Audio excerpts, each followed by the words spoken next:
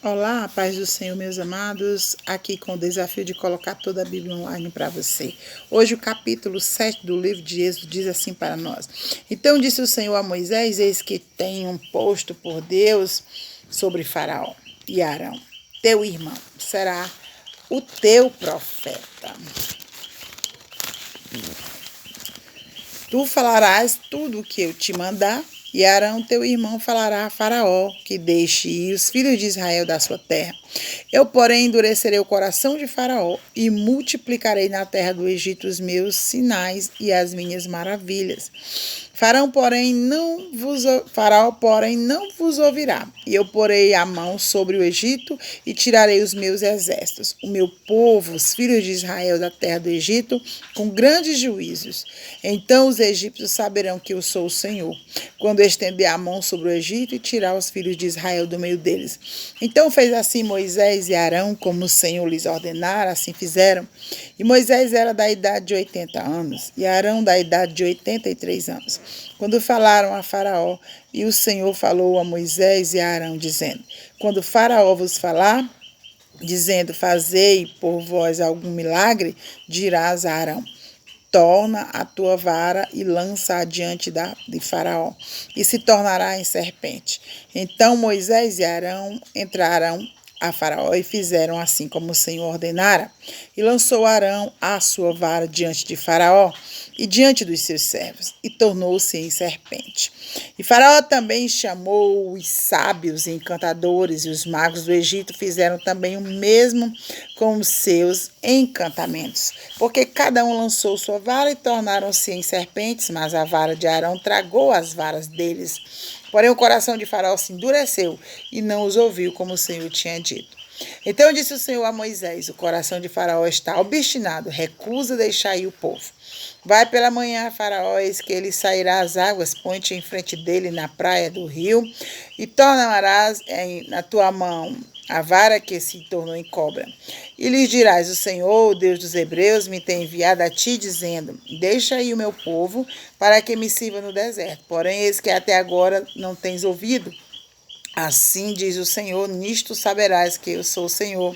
Eis que eu, com esta vara que tenho em minha mão, ferirei as águas que estão no rio, tornar-se-ão em sangue. E os peixes que estão no rio morrerão, e o rio cheirará mal, e os egípcios nausear-se-ão, bebendo a água do rio. Disse mais o Senhor a Moisés: diz a Arão: toma a tua vara e estende a mão sobre as águas do Egito, sobre as suas correntes, sobre os seus rios, sobre os seus tanques, sobre todo o ajuntamento das suas águas, para que se tornem em sangue.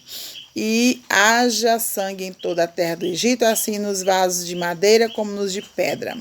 E Moisés e Arão fizeram assim como o Senhor tinha mandado, e levantou a vara e feriu as águas que estavam no rio, diante dos olhos de Faraó e diante dos olhos de seus servos. E todas as águas do rio se tornaram em sangue. E os peixes que estavam no rio morreram, e o rio fedeu, e os egípcios não podiam beber a água do rio, e houve sangue por toda a terra do Egito.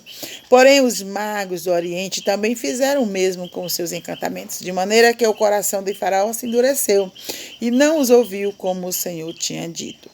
E virou-se também e foi para a sua casa. Nem ainda nisto pôs seu coração. E todos os egípcios cavaram poços junto ao rio para beberem água, porquanto não podiam beber das águas do rio. Assim se cumpriram 7 dias depois que o Senhor ferira o rio. E eu dou glória a Deus por esta palavra. E você vê aqui Moisés e sua trajetória de ser o libertador do povo de Israel, Deus dando as suas coordenadas, o que ele havia de fazer. A princípio, tornou-se aquela vara em uma serpente, mas os encantadores egípcios fizeram a mesma coisa. Então, por isso, o coração de Faraó continuava endurecido, aleluia, porque ali se arvorava de que também era Deus na terra. E ele também, com seus encantamentos, fizeram, mas a serpente do cajado de Moisés, ela comeu as outras, aleluia, cobras dos encantadores. Mas mesmo assim, o faraó continuou com seu coração endurecido. E mais à frente agora, Deus ordena que ele faça com que aquele cajado toque as águas dos rios diante dos olhos de faraó, e elas se tornaram em sangue, e os peixes morreram, e fedeu-se aquela água por 7 dias de que não se podia beber. Não se podia beber, mas mesmo assim os egípcios cavaram poços e beberam daquela água de cacimba, né? Como chama-se no sertão. Mas, amados, eu quero continuar a dizer para você. O Deus de Israel, ele tem propósito em te abençoar. E a promessa, o que sai da sua boca, ele vela para cumprir. Então, no processo pode haver ainda, podemos dizer, entre aspas, pequenas derrotas, né? Porque ali não ainda o povo foi liberto. O faraó ainda se mantinha endurecido, mas você, na sequência, você vai ver que o Deus de Israel vai prevalecer e a sua palavra vai prevalecer.